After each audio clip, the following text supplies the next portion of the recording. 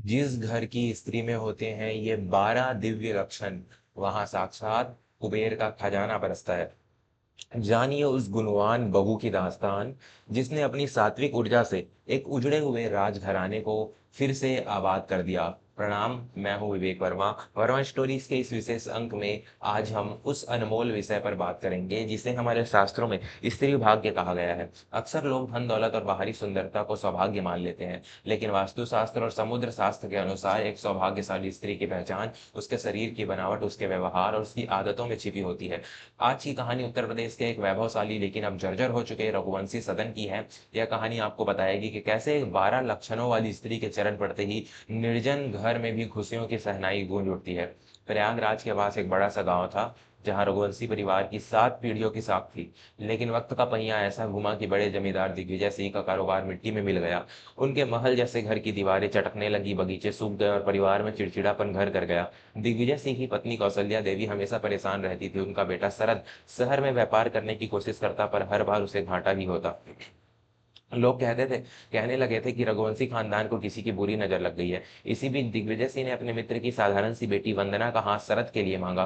वंदना के पास कोई भारी दहेज नहीं था, न ही वह किसी बड़े शहर की पढ़ी लिखी लड़की थी। लेकिन जब वह पहली बार उस घर की दहलीज पर खड़ी हुई, तो गांव की सबसे बुजुर्ग महिला पार्वती दादी ने उसे देखते ही कह दिया, दिग्विजय, तूने साक्षात लक्ष्मी को घर बुला लिया है। इस बिटिया के अंगों में वो 12 लक्षण है जो मरुस्थल में भी हरियाली ला देते हैं। कौशल्या देवी को इन बातों पर विश्वास नहीं था। उन्हें तो बस व्यापार और रुपयों की चिंता थी। लेकिन वंदना के आने के बाद आने के पहले दिन से ही घर की हवा बदलने लगी। वंदना के व्यक्तित्व में वे 12 कौन से 12 लक्षण थे जो उसे एक सौभाग्यशाली स्त्री बता रहे थे। आइए इस कहानी के माध्यम से उन्हें समझते हैं।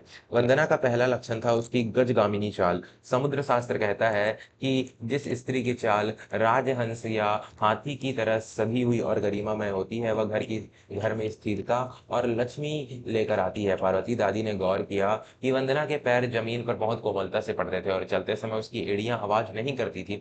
शादी के अगले ही दिन वंदना ने सुबह ब्रह्मा मुहूर्त में उठकर घर की सफाई शुरू की। यह उसका दूसरा लक्षण था, सूर्योदय से पूर्व जागरण। वह सुबह 4 बजे उठकर स्नान करती और तुलसी के पास दिया जलाती। जिस घर की बहू सुबह की ताजा हवा और मंत्रों के साथ दिन की शुरुआत करती है, वहां वास्तु दोष कभी टिक नहीं सकता। एक दिन कौशल्या देवी ने गुस्से में वंदना को कुछ कड़वे शब्द कह दिए, क्योंकि रसोई में देरी हो रही थी। लेकिन वंदना ने पलटकर एक शब्द भी नहीं कहा। उसकी आवाज में कोमलता और चेहरे पर मुस्कुराहट थी। यह उसका तीसरा लक्षण था, मृदभाषिनी और सहनशीलता। शास्त्र कहते हैं कि जिस स्त्री की वाणी में कड़वाहट नहीं होती और जो क्रोध को पी जाने का साहस रखती है, वह घर के कलेश को जड़ से खत्म कर देती है। वंदना ने मधुर स्वर में कहा, माँ जी, माँ क्षमा कीजिए, भोग तैयार करने में थोड़ा समय लग गया। आप आसन ग्रहण कीजिए, मैं अभी थाली लाती हूँ। वंदना का चौथा लक्षण था उसके लंबे और घने काले बाल। भारतीय संस्कृति में स्त्री के लंबे बाल उसके सौभाग्य और उर्वरता का प्रतीक माने जाते हैं। वंदना के बाल कमर तक आते थे और वे हमेशा सलीके से बंधे होते थे। जिस घर की स्त्री अपने बालों की मर्यादा और स्वच्छता का ध्यान रखती है, वहां राहु और केतु जैसे ग्रह शांत रहते हैं।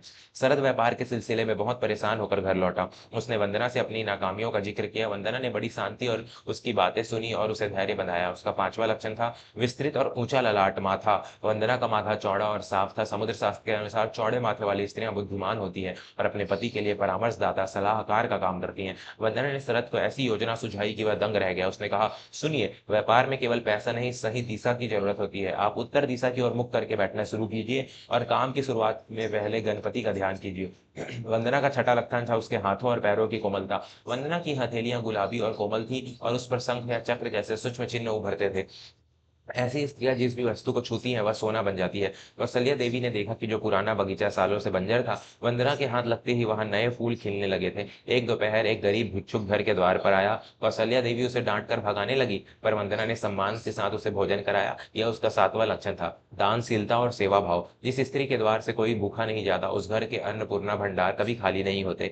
यह साक्षात लक्ष्मी का गुण है। वंदना का आठवां लक्षण था उसके बाएं गाल पर या थोड़ी पर तिल। पार्वती दादी ने बताया था कि वंदना के बाएं गाल पर एक छोटा सा काला तिल है। स्त्रियों के शरीर के बाएं हिस्से पर तिल होना अत्यंत शुभ माना गया है। यह संकेत देता है कि वह स्त्री अपने ससुराल के लिए खुशहाली और ऐश्वर्य लेकर आई है।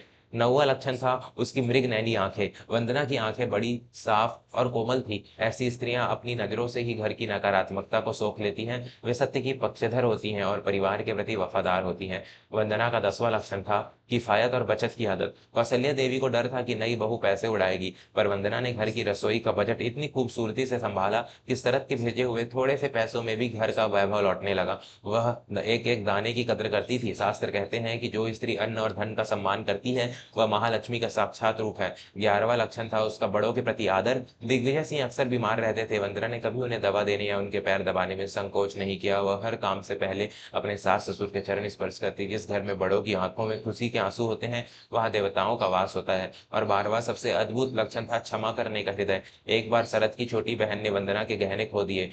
पूरा घर उस पर चिल्ला रहा था, पर वंदना ने उसे गले लगाया और कहा, गहने तो फिर बन जाएंगे, पर मेरी बहन की मुस्कुराहट खो गई तो दुख होगा। वंदना के इन 12 गुणों ने रघुवंशी सदन में वो चमत्कार किया जिसकी किसी ने कल्पना नहीं की थी। शरद का व्यापार अचानक पूरे प्रदेश में फैल गया। दिग्विजय सिंह की सेहत सुधर गई और जर्जर महल फिर से सफेदी और रोशनी से चमकने लगा। पड़ोसी जो पहले ताना देते थे अब कहते थे, रघुवंशी जी आपके घर में बहू नहीं साक्षात देवी आई है। मेरे प्यारे श्रोताओं, विवेक वर्मा के रूप में मैं आपसे यही कहना चाहता हूँ कि एक सौभाग्यशाली स्त्री केवल अपने घर के अपने शरीर के अंगों से नहीं बल्कि उनके अपने उन संस्कारों से पहचानी जाती है जो वह अपने साथ लेकर आती है। यदि आपके घर में भी कोई ऐसी स्त्री है जो धैर्यवान है, सेवाभावी है और जिसकी वाणी में मिठास है, तो आप दुनिया के सबसे अमीर इंसान हैं। स्त्री घर की शक्ति होती है। जब वह खुश होती है तो पूरा घर चहकता है। यदि आप भी चाहते हैं कि आपके घर में बरकत बनी रहे तो सबसे अपने घर की स्त्रियों का सम्मान करें, क्योंकि उनका सम्मान ही ईश्वर की सबसे बड़ी पूजा है। धन्यवाद।